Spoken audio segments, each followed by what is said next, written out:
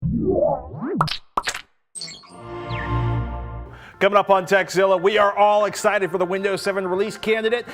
Your last Vista sound card, probably going to be external. One more attempt at a Super Netcam and a big stack of your questions. So throw some toast in the toaster and open up that jar of Nutella, because Tekzilla starts now.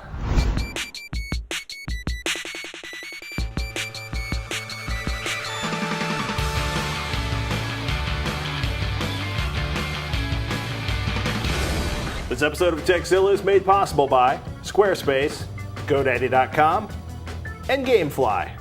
I'm Patrick Norton. I'm Veronica Belmont. Welcome to Tekzilla, hands-on reviews of the latest tech and how to make the most out of the gear you already own. Yes, whether you're a beginner, tech support for your friends and family, if you've got a question about launching a startup, faster computers, digital cameras, or the safest food at the Las Vegas Convention Center, we've got an answer for you. And if we don't, we're going to track down somebody who does. Yes, and speaking of people, drag them in front of a camera. I know someone who's pretty excited this week. Yeah, we actually, I'm going to try not to just start talking at 49,000 miles an hour, because by the time you're watching this, Windows 7 Release Candidate 1 is going to be available from Microsoft for free. And Microsoft has unlimited downloads, unlimited keys through June 30th, and it'll be good for a year. We're talking free operating system. Yeah, I've been using Windows 7 Beta on my little netbook for the past few months, and I've really enjoyed it, so I'm excited about the release candidate. It scales. It runs on slower systems that have minimal amounts of RAM. It runs amazing. A buddy of mine has a Core i7 system running 12 gigabytes of RAM. The entire operating system and all of the applications are caching. It is ridiculously fast. It is stupid fast. Stupid fast. Stupid fast. It's like this plus like one of them SSD. It almost actually makes you not need an SSD drive because it just big caches words. everything. Those are big words there, buddy. It's a 3-letter name, You gonna back that up? Well, okay. How about this? Let's get everybody to download it, right? You're going to need a live.com account to download the beta, assuming you don't have one already. Excuse me, not the beta, the RC. Right. We'll explain RC. Might as well be the same thing. Yeah, well, it's kind of like a late beta, almost ready to ship to the vendors that burn it onto, PCs and notebooks and basically before they burn the disks, right? Yeah. Yeah, release candidate. Anyhow, you're going to need a live.com account to download it. If you've been using Windows 7 Beta, there is no upgrade path. It's the same for XP. Yeah, you have to do a clean wipe. There's a hack. There is. There's a hack. We'll put a link to it in the show notes. But Microsoft says, please, really, just install it fresh. Do a clean install. Yeah.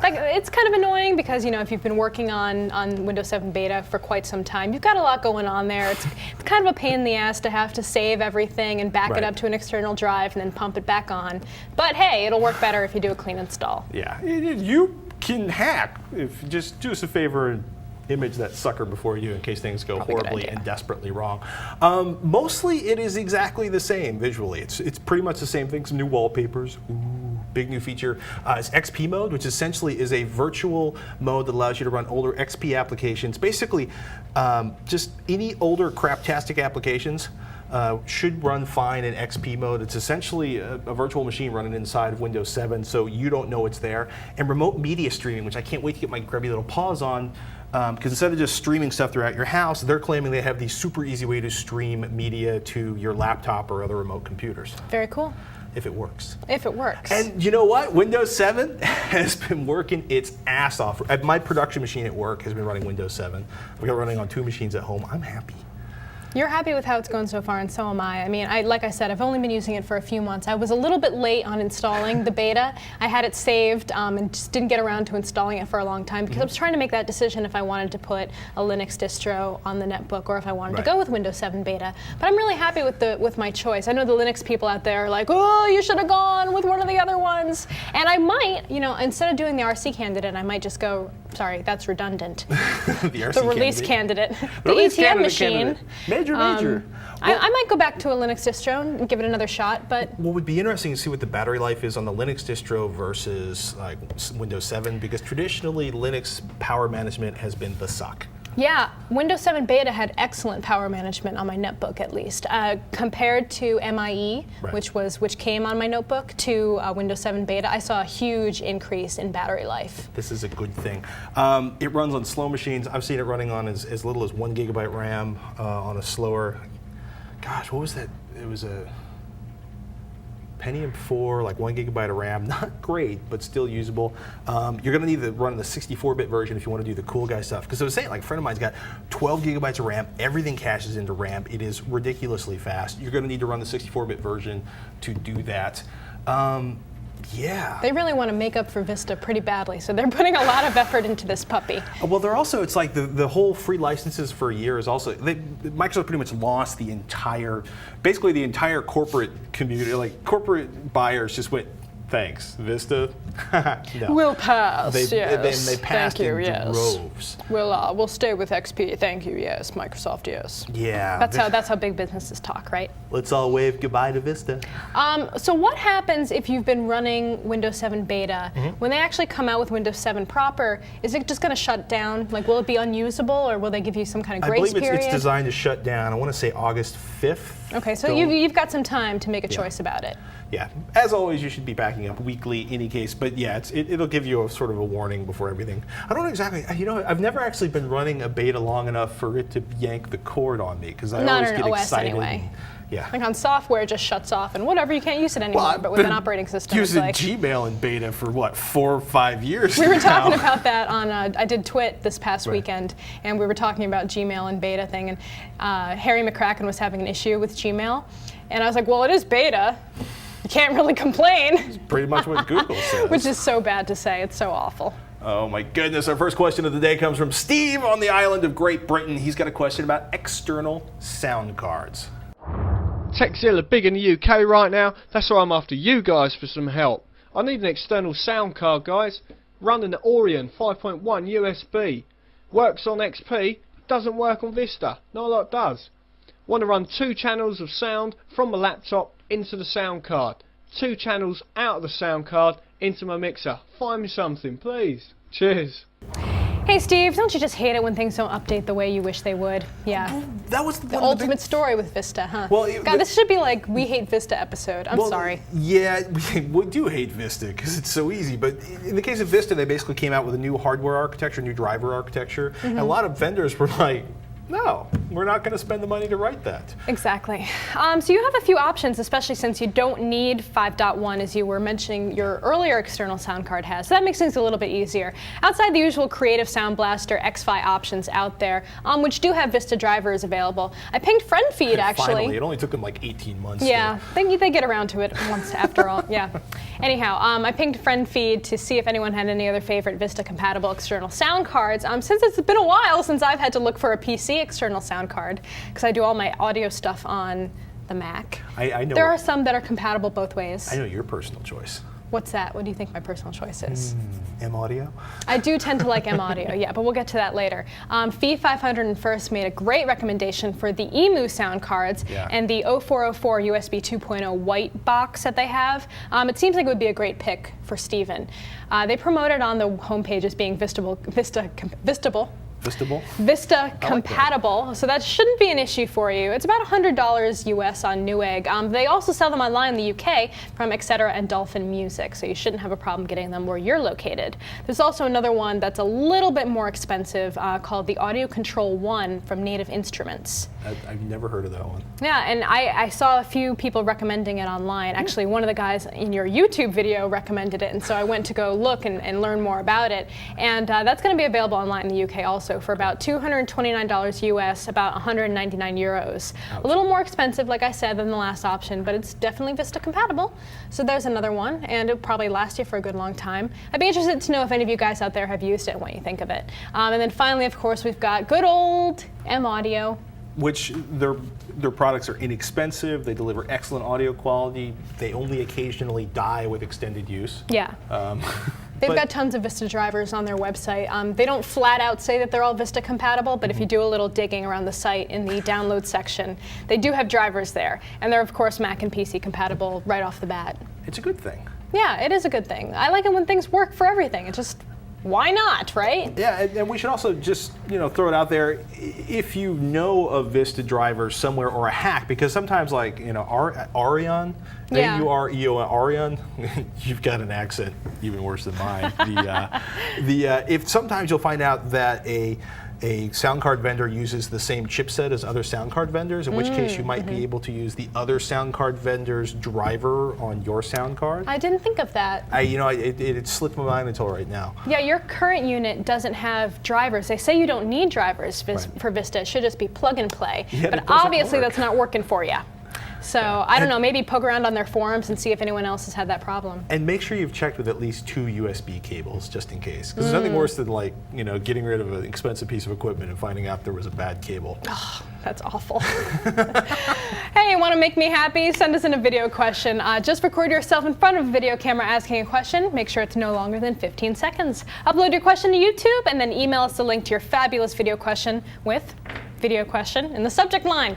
It's so easy. Try sending us one today. Coming up, we look and listen to Blues Eyeball and upgrade your netbook with an external DVD drive. Now let's take a moment to thank one of our sponsors. Let's thank one of today's sponsors, Squarespace. And here to tell you more about them is one of our fabulous and oh so handsome interns, Tyler. Hey Tekzilla viewers, I'm Tyler Howarth, an intern at Revision 3. I'm here to talk about Squarespace, which is hands down my favorite publishing platform on the internet. What I like most about Squarespace is that it's fast and easy to use. It's so easy, you can build a site in 3 simple steps. 1, choose what modules, pages, features you want on your site. 2, pick one of the beautiful templates provided by Squarespace, all made by professional designers. And 3, sit back and relax. Your website's all set up, so just play around, add more content, and enjoy. Congratulations, you just saved a ton of money by not hiring a web designer. Your internet cred just went up 10 points.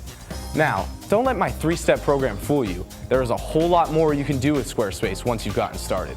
So what are you waiting for? You can try it free right now at squarespace.com, and be sure to use the code TEKZ when you sign up to get 10% off the life of your membership.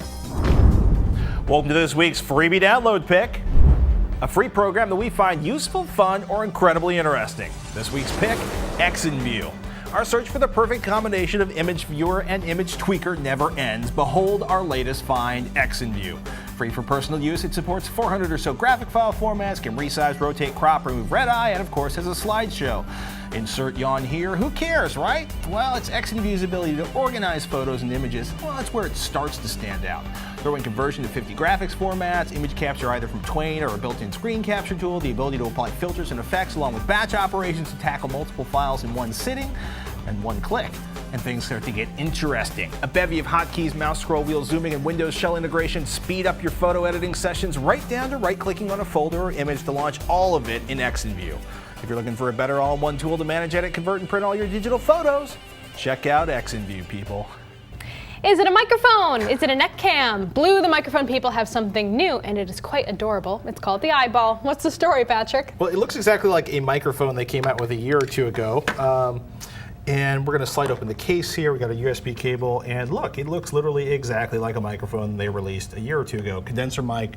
It's got this little thing straps onto the top of the quality of those are really good too. Actually, it's shockingly good. Yeah, for something that's like, they started with a Snowball, the big fat one. Love that one. It's a really nice mic. We're talking about $100 here, and the thing that sets this one apart, of course, is the built-in video camera. Look at that. Yes. How do you slide it out? You just push it? You just click it in and click it out. Boink. Boink. And basically that allows them to use the same case and device on that. 1280 by 1024 video capture. Not bad. Everybody's excited, right? This is even as cool as the Logic. Well, people get really excited about high quality, and it pisses me off, right? Because like every video. He hates high quality. No, I don't. Makes him so mad. I hate the high quality. Like, come on! Well, if you walk in, like, not that there are many computer stores left, right? But if you walk into the chain store and you go to the the webcam for the webcam or netcam area, they all say high definition. The reality is, other than the high quality video in Skype, it's really hard to get anything bigger than 320 by 240 inside video conferencing. Right. And the high quality video in Skype is 640 by 480, which is not exactly setting the world on fire. Not exactly. Lots more pixels than 320 by 240, but not exactly anywhere near 1280 by 1024. And it still takes like 384K upstream both ways. But you could still use it for like iMovie or something, right? Well, it's not currently compatible with iMovie. What? Well, you'd think, right? iMovie drop-down menu. They're working on iMovie compatibility with Apple. Oh, what a pain. Well, iMovie seems to be selective with the camera it works with. It's like iSight. What a That's shock. We grab the one real I quick. could have sworn I've used an external USB webcam There with are- iMovie before, but you know, There are it's been a external. while. I think if it uses the same chips or chipset as the iSight camera did, it just uses it. Otherwise, it gets a little frantic. We couldn't get it to capture this. It will capture in the photo booth. That's kind of like Blue's workaround Yes, for that. You can yeah. capture in the photo booth, but. Yeah, I'm still working on the hack for photo booth to do something other than 640 by 480. In any case, if you're on a PC, if you can capture video off a USB netcam and you can change the resolution of the capture tool, which shouldn't be a problem for a lot of them, you should be able to capture 1280 by 1024. The video is not bad. The problem is like every other netcam out there, the response to changes in light's a little difficult. You're talking about 10 seconds if you go from a really bright room to a really dark room or vice versa, or turn on a lamp. It'll take 5 to 10 seconds to adjust. And she's off. Here, you play with that. The toy. Play with the toy for a little while. The quality of those, it's actually, I like the coloring actually. It's a little harsher. It's a little more blue-white. Sorry, she gets these faces on. It's out of control. You can probably see them right now on that camera. It's a little, I like the colors actually. The colors are pretty well saturated. They're a little less yellowy than most of the netcams out there. And we've completely lost Veronica to the fish lips. It's available now. It's $100, which is not cheap for a netcam. But I really think this is really, as you would kind of think from clicking this in and out, this is all about the microphone. And the netcam part is really an added feature. So if you're fed up with craptastic audio quality and you can uncompress your audio on your video conferencing, this is an excellent alternative. If you want to be able to record your podcast or something remotely, it's not a bad mic at all. Yeah, I mean, if you do a podcast that occasionally does video, or if you want to take stills from the production side of things, that would be a good option for That sure. would be an excellent option. So yeah, audio quality, big thumbs up. Especially like his typical netcam, right, is a big piece of shiny plastic circle with a little tiny hole. iris, and then somewhere off to the left or right is an even tinier hole. Exactly. Where the microphone's hidden. Audio quality, excellent. Video quality, pretty much what we've seen from other cameras. The audio will be the bastard of this shebang. No more. No more. What she said. It's ready to be the forefront of this production. Damn it. Or if you need a decent mic. Yeah. What comes next? Coming up next, what kind of gadgets would you bring along if you were driving in the desert for 10,000 miles? Find out as we answer one of the more unusual questions this year. But first, GameFly is the largest online video game rental service and offers you a choice of over 6,000 new and classic titles across all consoles and handhelds. With plans starting at $15.95 a month, GameFly members can rent 1 to 4 games at a time and keep them for as long as they like. No late fees, no due dates, shipping is always free. And once you're done playing a game, send it back. GameFly is going to rocket you to the next available game on your list. You really like the game? Well, hey, you can click Keep It on the GameFly website and the game is yours at a discounted price. GameFly will even mail you the case and manuals free of charge. Want to score a free trial? Go to gamefly.com/Tekzilla and get a free trial for 2 weeks today. Some restrictions apply. See the website for details. looks like it's time for another website we just can't get enough of. A website that we just can't stay away from because it's too useful, too funny, or just too darn irresistible. This week's pick, alternative2.net. Software is a fickle beast. What works well for one person may not be the solution someone else is looking for. But finding a good alternative can be a pain in the butt sometimes. Luckily for us, viewer Brett sent in alternative2.net. The site is laid out really well, and you can choose to see software based on platform or tags. Each piece of software has its own section, and users can submit and vote on their favorite alternatives all in one place. It's especially useful when you know you want the functionality of a really expensive application like Photoshop, but don't want to pay the huge price tag. When we click on Photoshop in the Mac section, for example, we're shown a big list of less expensive options. We can whittle down even further by selecting Free from the License dropdown. Then you have several free options to check out. With most things these days, there's a social aspect to the site as well. You can see the most recent Twitter posts concerning whatever application you're checking out, and you can also see a stream of recent user activity on the site in the right sidebar, as well as top contributors. Of course, Alternative 2 relies on users to tell them about new applications they stumble across, so their catalog is always up to date with the hottest apps out there. Don't settle for lame software ever again. Check out alternative2.net today. So we totally got the weirdest, or is that coolest, question to date. It comes from Perry out in London, who wanted some tech gear advice for the upcoming Mongol Rally 2009 this summer. Perry writes, I live and work in London, but this summer I'm going to drive for charity a 1-liter car from England to Mongolia. This will involve driving through about 10,000 miles worth of roads, dirt tracks, and desert to end up at the Mongolia capital. As if that wasn't enough, I'm then going to travel from Ulaanbaatar, the capital of Mongolia, on the Trans-Mongolian Railway to Beijing, catch a ferry to Japan, spend 3 to 4 weeks in Japan, then with a friend on the rally, we're going to fly to the West Coast and drive across the U.S. In which case you have to stop in San Francisco. Yeah. I want to see what's left of the car at that point. He goes on to say, now understandably, I'm going to want to get loads of photos and footage. So here's where you guys step in. I want to be able to record HD footage as well as good quality stills of the various landscapes, etc., and have somewhere to save it / back it up, whether it be a laptop, portable hard drive, or something I'm not sure. Power for the gadgets isn't an issue, as I'll always be in a car or at a hotel to be able to charge the kit. The budget is $1,000, and I'll be traveling the US, so can always come see you guys and tell you how it all went, and you can use the footage, a bit like a 3-month field test in a variety of environments. What do you think? Perry. Okay, first of all... I like how we don't have to do anything. We're just like, here you go. Be on your way. Well, okay. Scoot. Here's my concern. I know some friends who have done like the Peking to Paris rally. A friend of mine spent a bunch of time in the Paris-Dakar rally, which actually wasn't Paris-Dakar. He ended up romping around Czechoslovakia or something. I've done the Baja 1000 6 times.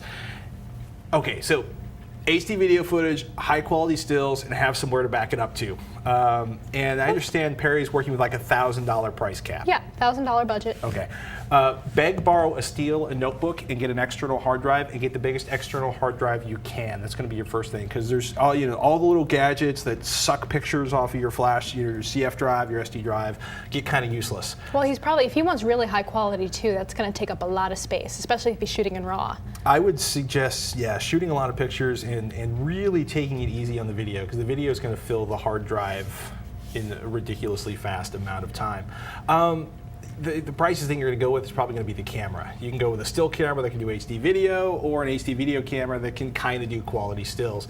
There are plenty. This is kind of the perfect time to do this, except they're not cheap enough yet. There's plenty of digital still cameras that do really amazing HD video, and there are a few flash or hard drive based video cameras that do 4 or 8 megabyte stills.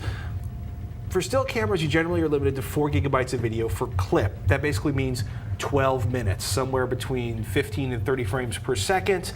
And this might get critical if you're a hardcore camera kind of person. They won't let you focus or autofocus or optically zoom when you shoot video. They kind of lock it down. Panasonic's upcoming Lumix GH1, it'll shoot 1080p at 24 frames per second or 720p at 60 frames per second, but it's going to cost more than your total budget. In fact, every single HD video DSLR out there is pretty much going to be at or over your $1,000 budget. So. Yeah, that's definitely, there's a lot of beautiful cameras out there that'll shoot some video, but Heart Canon 5D Mark whatever. Yeah, the Mark II. Whatever. It's the, yeah, there wasn't 5D. You know, the super nice one that shoots the HD video out there. Once I realize I can basically sell the baby, so I can have the camera. Sell the baby. Yeah. Just sell the baby. You can explain that to the missus. You can go with the Lumix LX3. It's a high-end compact still camera. Shoots pretty good 720 HD at 24 frames per second. Great reviews. But again, it's kind of pricey, $500, $700 online, and I'm not sure how rugged it's going to be in the field. And let's pause this for a moment, because he's talking about actually getting this stuff to survive on, because it's a 1-liter car. Your suspension is going to be made out of like rocks and bad rubber bands. What does a 1-liter car mean? Think of something like a 1962 Volkswagen Beetle. Oh, really? Yes. Yeah. That's so cool. 1 liter means there's a little tiny engine. Okay. And so it's going to be like... You guys know I don't know crap about cars. I do not know crap about cars. It's going to be like Class 11 racing in Baja, which is stock Volkswagen Beetles. You're probably not putting a lot of money into the car, because you're probably going to sort of sweep the parts into a bag by the time you're done with this entire tour. There's going to be a lot of vibration. You're going to be bouncing your stuff all the time.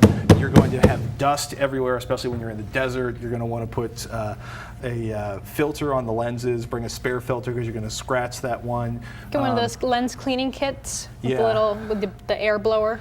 Yeah, and the brush.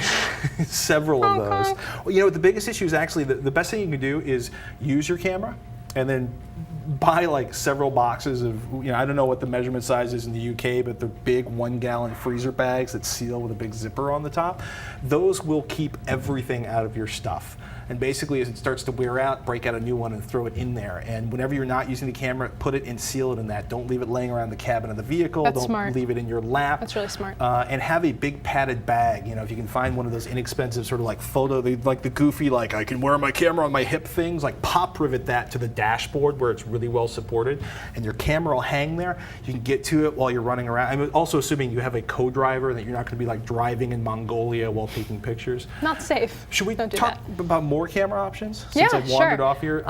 Another option would be the Canon SX1 IS. This is a CMOS version of the SX10 IS and features HD video, 920 by 1080 at 30 frames per second. Around $600. It's comparable to the LX3 in price, but it is bigger and bulkier, but does have better zoom and it's easier to hold. The image quality is inferior to the SX10 IS, but the HD video capability has a lot of people interested in this one.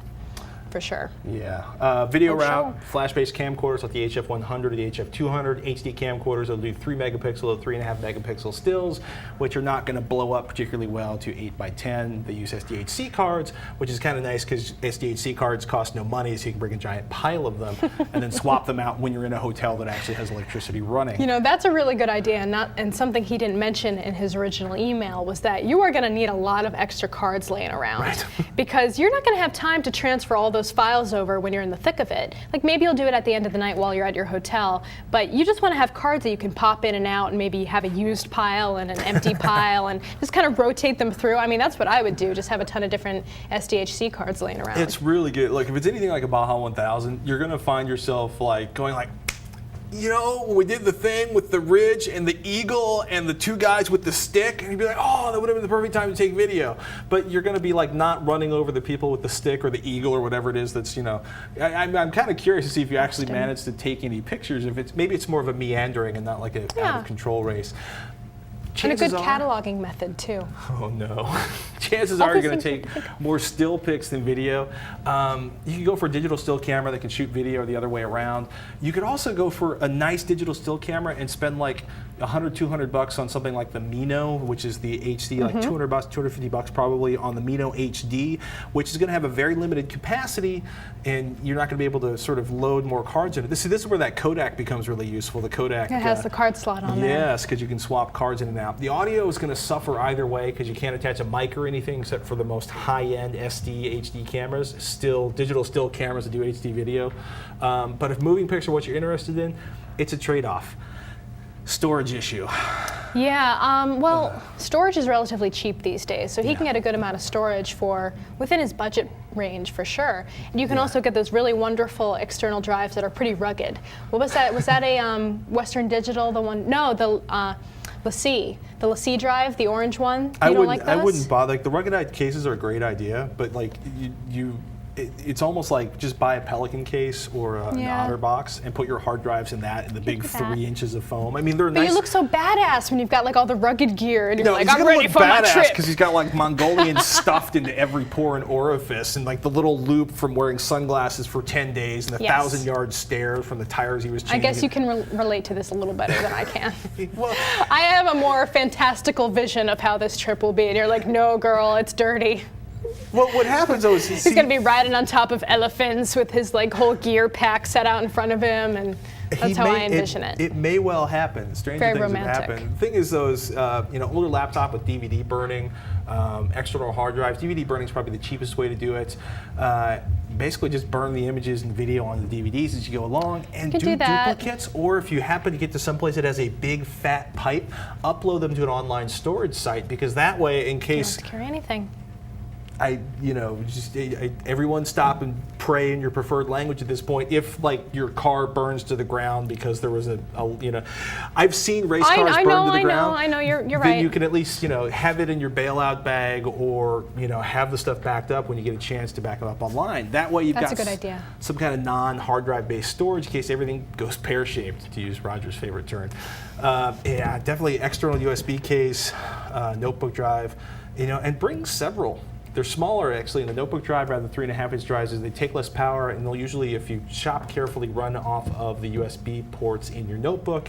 Oh, bring an extra power supply for the notebook, because there's nothing more sad than being in, like, you know, insert name of middle of nowhere and not being able to power up your notebook anymore. Because well, that's the thing I'm worried about for him too, is how is he going to find reliable internet connection to upload all these that's what photos? I said. It's like, well, you know what happens is, even if you go to a hotel, they never have good upload speeds. it all depends. You'd be shocked. Like, you'll have like the worst time. No way, dude, I've traveled all over the world, and hotels always, yeah, but the problem always is, have terrible upload speeds. you're always staying in hotels that are in swank parts of the world where there are lots of first-class business travelers. You need to come to the third world. So they have better internet connection in the third world? In some developing cases, nations? excuse me, developing nations. I'd like to apologize to everyone I've just offended. Sometimes they do. Yeah. All right, fair More enough. often than not, it's Fair not going to be a enough. great connection. But if, like I said, if you get lucky, back everything, upload everything you can, or your favorite pictures up online. See if you can get everything used. By the way, here in the States, we use Craigslist. I have no idea what the local equivalent is in the UK. That They way have you're not paying Craigslist all retail. over the world, I think. So, well, yeah, but so. In Craigslist most works places. better in some areas than That's others. true. So, you know. San Francisco, it's great. Hartford, not so much. Anyhow, that's kind of our long, free-ranging opinion. We've been obsessing over digital still cameras that do video, the Canon 5D. Because you want to kind of minimize the amount of gadgets you need to Yeah. carry around at all times. So multi-purpose gadgets are kind of the way to go. Yeah, I'd get a really, I got to say, I love the Canon Rebel. There's a ton of them used. You can get decent glass from Nikon. You can get a ton of CF cards, a notebook, a couple of notebook drives. And then maybe something like a Mino, a flip. The Those are Mino just so HD. handy to have in your hand to whip out of your bag or pocket and, Right. and take some really fast pictures and video. Because video always sounds like a great idea, but it can be really hard, especially because there's nothing worse than like finding out you've got like 2, 3, 4 hours of like video of things. What about shaking image up and down. stabilization? Is that something we should have considered for his video?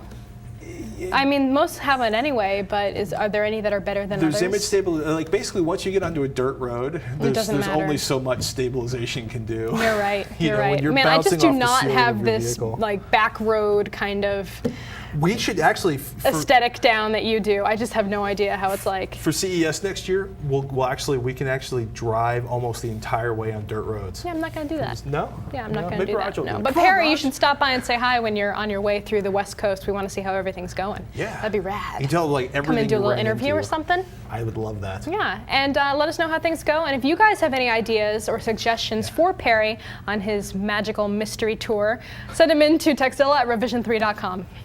There's still more to come, including your viewer questions. But before we do that, GoDaddy.com. If you want to make an impact online, GoDaddy.com has what you need.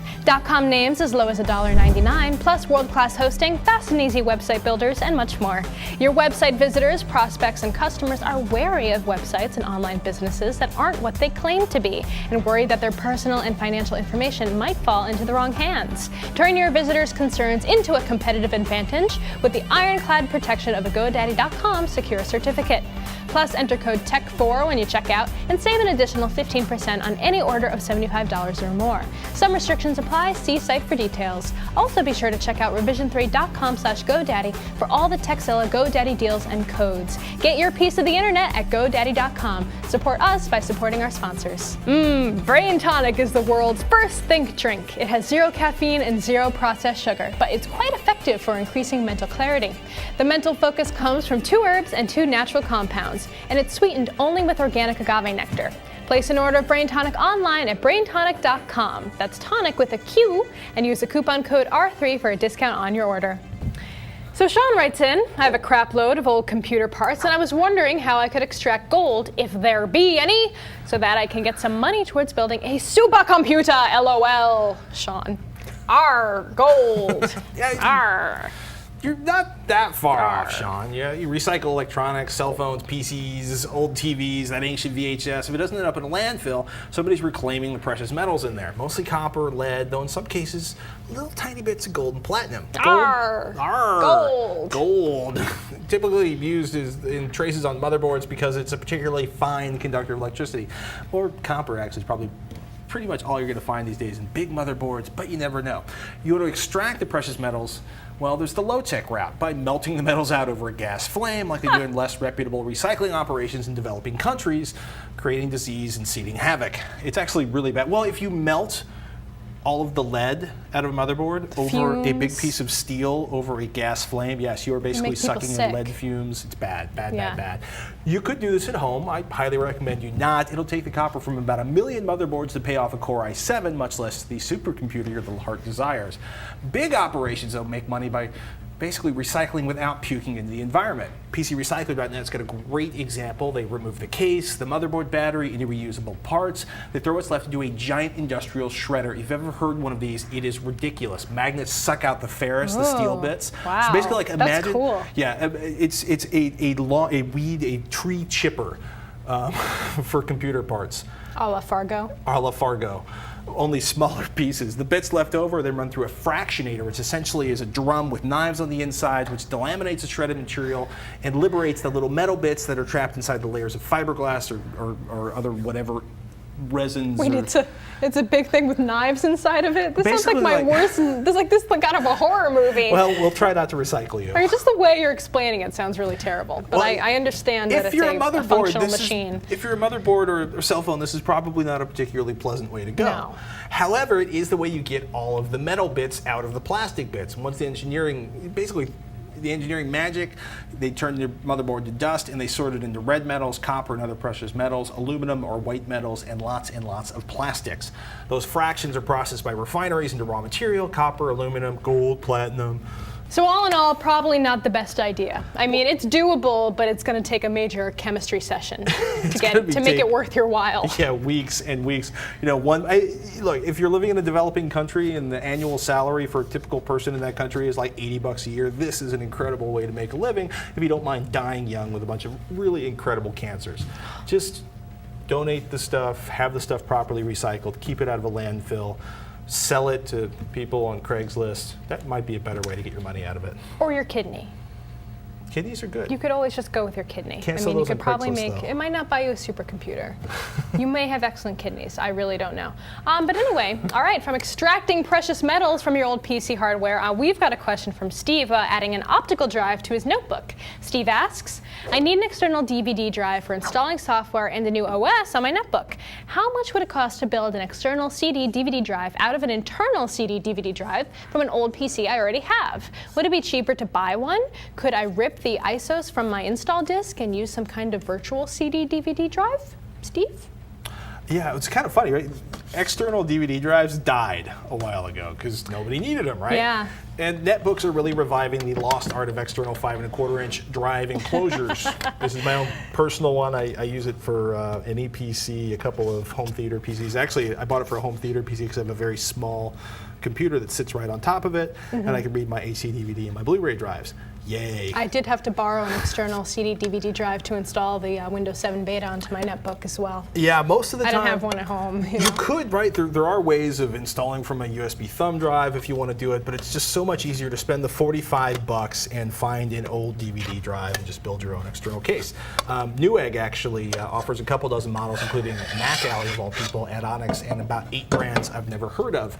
Almost all of them are USB 2.0, like this little puppy right here. There's some FireWire, and I think there's one eSATA external optical drive case out there, which is serious overkill for an optical disc. There's nothing you're going to stream off a disc that's going to fill an eSATA connection. Should take you less than 10 minutes to drop the old DVD drive in there. It's basically, add that puppy in? Yeah, well, the biggest thing actually is you want to make sure you get a SATA connector, or basically a drive that supports SATA if you have a SATA DVD drive or Blu-ray drive, and IDE if you have an older IDE drive. If you want to keep this thing for a long time, I would highly recommend ponying up for the $20 or $19 or $12 that a new SATA-based DVD drive will cost, because that way the case itself will be useful for years and years, unlike an IDE drive. You know, for when they replace Blu-ray with whatever comes next. Or the hologram discs of the future. I mean, basically, it's pretty simple. You make a connection on the SATA drive, you put the case in the slots, it makes horrible grinding noises as I roll it around trying to find the slots. and you install 2 screws, and you're done. Dunzo. Yeah, it's $45, 33 on the low end, 89 on the high end, but yeah, It's $50 funny you're good to go. how when technology moves to a point where it's so high tech that they don't even include optical drives, but then we still have that need to use them, and suddenly it's like, well, I have to go pull this old puppy out of the closet. Yeah, I mean, the other thing you can do is if you have a SATA drive adapter that you use for normal, like hard drives without an enclosure, that should actually be enough, if it's got enough power juice in it to support a 5 1/4 inch drive. Well, the good thing is that you can find them for pretty inexpensive these days. Yes. So not bad. So last week we received a bunch of responses to our query about heating up a room with some PCs. So what did we happen to see in our inbox this week? A reply from Big Mike, who sent us this great email explaining everything. We should explain, there's a number of people who teach physics who watch the show who were very upset with me for not basically crushing some of the people that wrote in, and people who are more mild crushed them. about it, like Mike.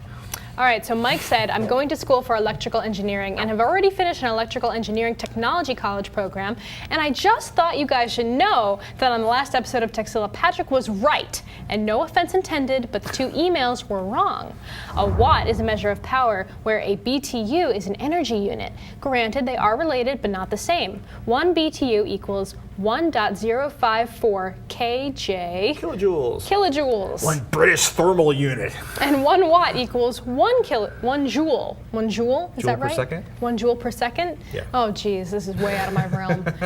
That's not the point. Most computer parts have an efficiency rating, and this is what determines what percentage of power used by the component is wasted or turned into heat. For example, if a 1,000 watt power supply is related to be 80% efficient and is actually running at 1,000 watts, 800 watts will be usable power that the computer will use, and 200 of those watts, or 20%, is wasted to heat and then can be converted to BTUs. And of the 800 watts that go on to the actual computer, a certain percentage of that will be turned into heat based on the individual bits and pieces. So, hope this clears some stuff up and Patrick doesn't have to be so fascinated. And then Clayton wrote in. Yes, good old Clayton. He wrote in to say, I took the first year of calculus-based physics many years ago. Electrical circuits are modeled by inductors, capacitors, and resistors. Inductors are the electrical equivalent to springs, and capacitors are the equivalent of flywheels. Ideal capacitors and inductors do not dissipate electrical energy. They store and return the energy. It is a resistor that dissipates electrical energy and transforms it into some other form, such as heat, light, or sound. Resistors provide the friction that makes perpetual motion machines impossible. It is a resistor that causes a transformation of electrical energy to another form. Common forms of energy conversion from one form to another often involve heat, electricity, kinetic, potential, electromagnetic, nuclear, sound, magnetic, chemical, and light. Mr. Patrick Norton, your initial response was correct. Not all of the electrical energy in a computer is converted to heat. Richard in Detroit. Woo! Well, I'm feeling vindicated. You feel good? I feel good. You feel good, buddy? I should have just been more stern. Well, Someday I'll take that now physics everything's class. all cleared up. Yeah, basically. We all feel good about it. We've, discussed it out. We've hugged it out. The forum members. I think Yeah. everyone will be okay. We'll hug Yeah, it out. if all of the energy going into your computer was turned into heat, we would all be standing far away from our computers and blowing gigantic fans on them because they would be very, very hot.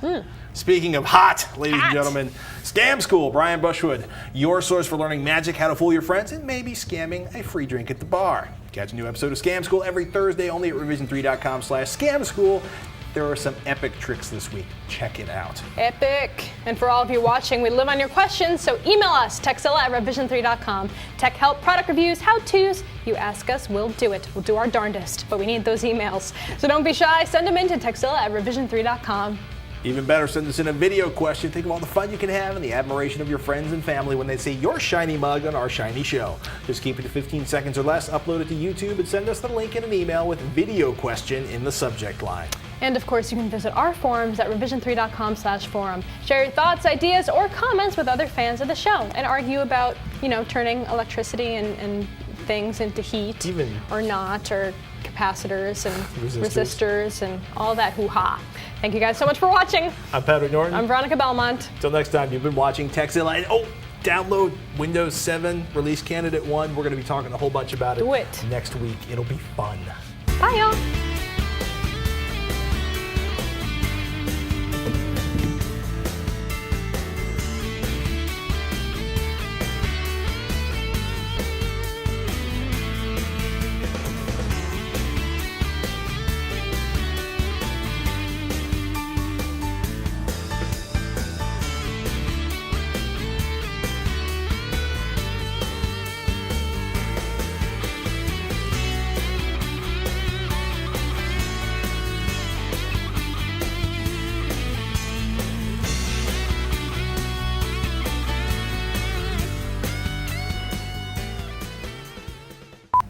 Arr, gold. Arr. And you can also see a stream of recent user activity on the site. Oh, poop. Stop laughing! Stop laughing! Stop laughing! Stop laughing! Power for the gadgets isn't an issue. Man. It's a Monday. It's always a Monday. 3, 2. Comes from 2 herbs and 2... Comes from 2 herbs. See, they corrected me on the forums. It's... Should I say herbs or herbs? I say... People say herbs? No, you're not supposed to say herbs. That's retarded. Yeah, That's a name. That's silent. not what an herb is. Yeah. You forum people making up stuff to confuse me.